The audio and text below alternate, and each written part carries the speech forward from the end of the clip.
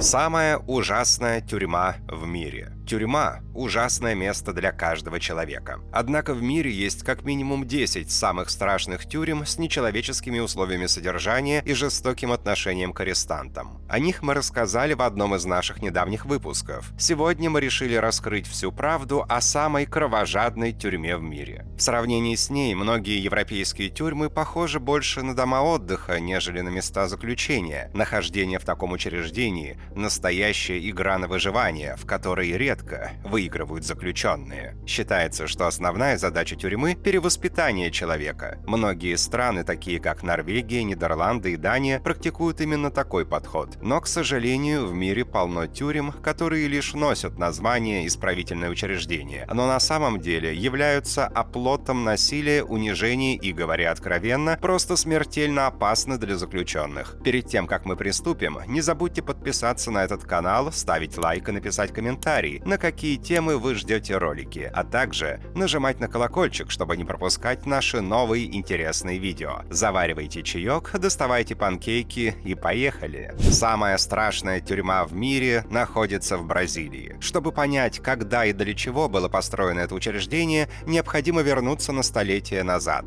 Тюрьма была спроектирована и построена Самуэлем дас Невешем в 1920 году, когда она считалась образцовой тюрьмой, отвечающей новым требованиям Уголовного кодекса 1890 года. Место за колючей проволокой близ Сан-Паулу получило название Карандиру. Она функционировала с 1956 по 2002 год и на пике своего развития была крупнейшей тюрьмой Южной Америки, в которой содержалось более 8 тысяч заключенных. Данное заведение представляло собой зловещий комплекс из кирпича и бетона с примитивными удобствами и жуткой антисанитарией. Такое даже вряд ли возможно представить. В 1992 году в ней произошла кровавая резня, а позже, в 2002 году, она была снесена вместе со всеми заключенными внутри, и о ней больше никогда не говорили. Драузио Варелла, известный бразильский врач, добровольно работал неоплачиваемым врачом в Карандиру с 1989 по 2001 год, в частности, для борьбы с эпидемией СПИДа. Он написал книгу «Станция Карандиру», в которой описал свой собственный опыт там и ужасные условия содержания заключенных. Точно описать жизнь в Карандиру под силу лишь тому, кто сам прошел через этот ад.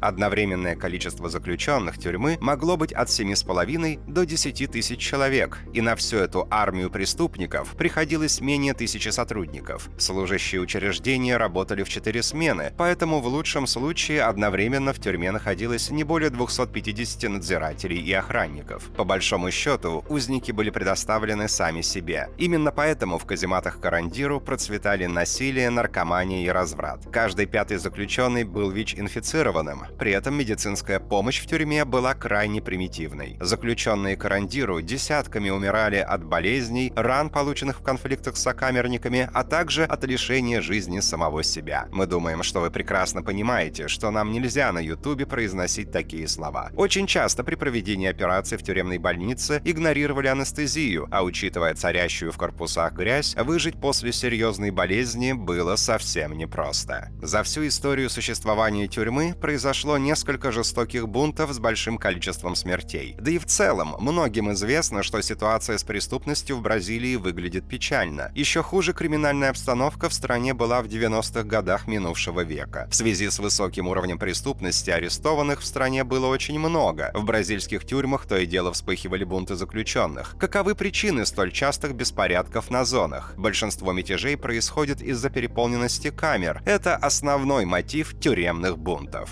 Например, сейчас в тюрьмах Бразилии содержится более 600 тысяч человек. Это почти в 2 раза превышает количество мест в камерах. Немаловажную роль играет то, что большую часть заключенных представляют участники банд, которые постоянно борются за первенство как на свободе, так и в застенках. Многие тюрьмы фактически контролируются преступными группировками, но одной из главных причин разгула насилия в бразильских тюрьмах стала безнаказанность полицейских. Печальную пальму первенства среди тюремных восстаний в стране населения удерживает бунт в 1992 году. Количество жертв резни в Карандиру, именно такое название закрепилось за теми кровавыми событиями, и затянувшийся на более чем 2 десятилетия судебный процесс вызвали бурю негодования у населения страны. В то время Карандиру была одной из крупнейших тюрем в Южной Америке. На тот момент в тюрьме, рассчитанной на 4000 человек, осужденных содержалось более 10 тысяч. Бунт начался 2 октября 1992 года, после того, как драка между двумя заключенными переросла в массовые беспорядки. Бойцы отряда спецназначения взяли штурмом тюрьму. Операция по подавлению бунта вылилась в кровавую расправу, длившуюся почти 3 часа. В побоище участвовало более 300 сотрудников полиции. В тот день погибли 111 узников. Почти все были убиты полицейскими. Пережившие бойню рассказывали, что вооруженные полицейские хладнокровно расстреливали даже тех, кто не пытался оказывать сопротивление. Следствие установило, что большинство заключенных были застрелены в затылок прямо в камерах. К слову, в той кровавой бойне не то что не погиб, а даже не получил ранения ни один из силовиков, тогда как со стороны арестантов, помимо убитых, было ранено около 90 человек. Через 10 лет после этого ужасного события тюрьма была закрыта и снесена. В итоге от Карандиру оставили лишь один блок в качестве музейного экспоната. Впоследствии на месте тюремного комплекса разбили парк. К сожалению, тюрьмы с похожими режимами существовали и до сих пор существуют, поэтому мы, наверное, должны быть благодарны, что мы не оказались там. А заключение в Карандиру не пожелаешь даже врагу. Обязательно напишите комментарий, если вы обладаете какими-то знаниями об этой тюрьме. Или если вы знаете какое-то подобное исправительное учреждение. Нам с подписчиками будет очень интересно почитать об этом. Конечно же, не забывайте подписываться на этот канал, ставить лайк и нажимать на колокольчик, чтобы всегда быть в курсе о выходе наших роликов. Вам же мы желаем панкейкного настроения, берегите своих близких, не нарушайте закон и до новых встреч!